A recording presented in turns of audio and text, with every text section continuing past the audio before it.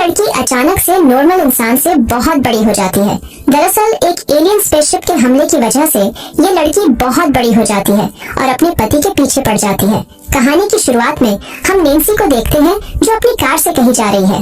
Nancy अपने पति Harry को कॉल करती है, लेकिन हैरी अपने ऑफिस में नहीं था। दरअसल हैरी नैन्सी के डेट की कंपनी में काम करता है और हैरी तब से एक दूसरी लड़की हनी के चक्कर में पड़ा था, जिस वजह से नैन्सी बहुत ज्यादा परेशान रहती है और नैन्सी को एक साइकेट्रिक डोरा के पास जाना पड़ता है।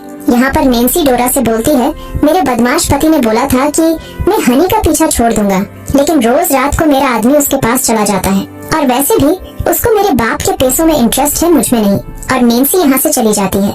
इसके बाद नैन्सी अपने पति को ढूंढते हुए हनी के घर आ जाती है और जोर जोर से चिल्लाने लगती है। तभी एक आदमी नैन्सी को बताता है कि हैरी यहाँ पर नहीं है और नैन्सी उदास होकर यहाँ से चली जाती है। इसके बाद हम हैरी को देखते हैं जो हनी के घर में उसके साथ मजे कर रहा था और यहाँ पर हमें पता चलता है कि हैरी अपनी बीवी को रास्ते से हटाना चाहता है और उसके बाप के पैसों से हनी के साथ मौज मस्ती करना चाहता है। इधर नैन्सी अपने घर जा रही थी, तभी रास्ते में नैन्सी के सामने अचानक से एक एलियन स्पेसशिप आ जाती है।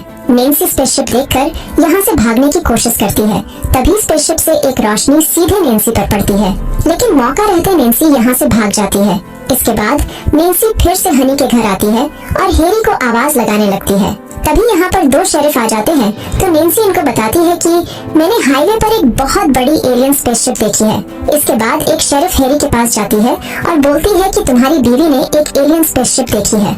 इसके बाद शेरिफ नैन्सी को उस जगह पर लेकर जाता है जहाँ पर वो स्पेसशिप देखी गई थी, लेकिन यहाँ पर कोई भी स्पेसशिप नहीं दिखाई दे रही थी और तभी यहाँ पर नैन्सी का डेड बॉब आ जाता है। इसके बाद बॉब नैन्सी को लेकर यहाँ से निकल जाता है और नैन्सी से बोलता है कि ऐसी फालतू बातें करके लोगों के सामने मेरी इज्जत कम मत कराओ। तो नैन्सी बोलती है कि मैंने सच में एक एलियन स्पेसशिप देखी थी, लेकिन बॉब नैन्सी की कोई बात नहीं सुनता है। इसके बाद रात को नैन्सी हैरी से मिलती है और नैन्सी हैरी को एलियन स्पेसशिप वाली बात बताती है और हैरी नैन्सी की बात पर भरोसा कर लेता है। तभी नैन्सी बोलती है कि वैसे भी तुम्हें मेरी कोई चिंता नहीं है, क्योंकि तुम तो हनी का बिस्तर गर्म करते हो। तो हैरी बोलता है कि मैं हनी से कभी नहीं मिलूंगा।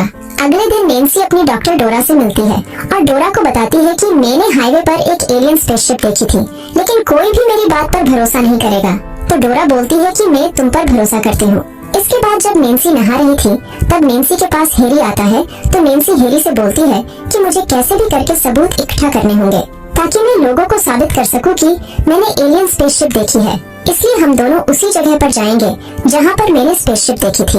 इसके बाद ये दोनों कार लेकर निकल जाते हैं और शाम को उस जगह पर पहुँच जाते हैं जहाँ पर नैन्सी ने स्पेसशिप देखी थी। कुछ देर तक नैन्सी को यहाँ पर कुछ नहीं दिखाई देता है, लेकिन तभी अचानक से वही स्पेसशिप यहाँ पर आ जाती है और स्पेसशिप देखकर नैन्सी बहुत खुश हो जाती है और स्पेसशिप के नीचे चली जाती है। तभी स्पेसशिप से लाइट नैन्सी पर गिरती है। हैरी नैन्सी को बचाने की कोशिश करता है, लेकिन नैन्सी स्पेसशिप के अंदर टेलीपोर्ट हो जाती है और ये देखकर हैरी यहाँ से भाग जाता है। इसके बाद हम हनी को देखते हैं जिसे अपनी छत से कुछ आवाजें आती है और हनी एक कुल्हाड़ी लेकर छत पर आ जाती है। यहाँ पर हनी को नैन्सी मिलती है। हनी नैन्सी से पूछती है कि आखिर तुम यहाँ कैसे आई?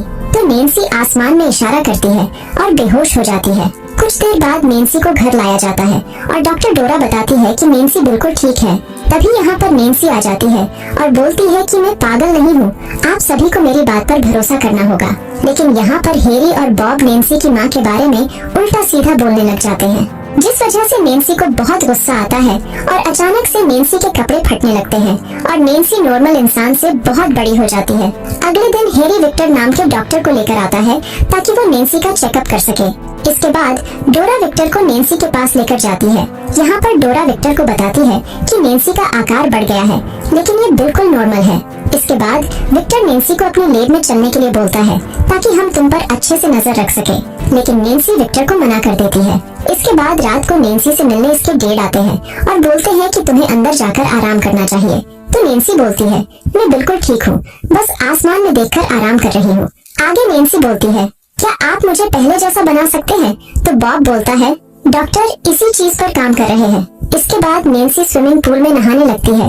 तभी नैन्सी के पास हैरी आता है और पूछता है क्या तुम ठीक हो?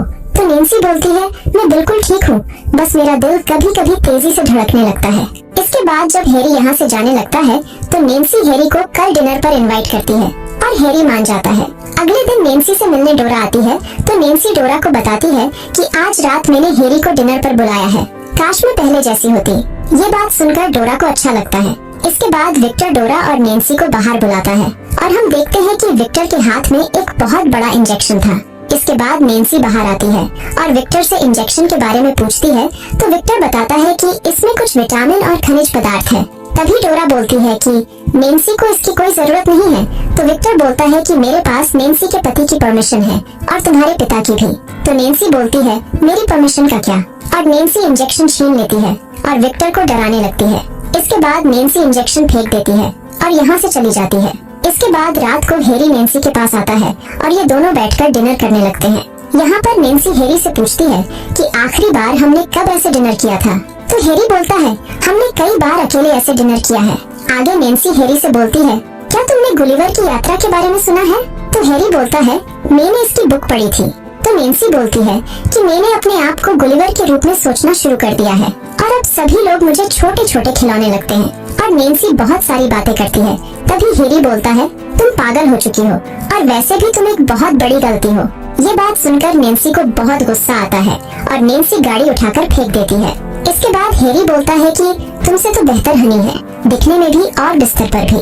और ये दोनों लड़ने लग जाते हैं जिस वजह से नैन्सी को बहुत ज्यादा गुस्सा आता है और तभी नैन्सी बेहोश होकर गिर जाती है।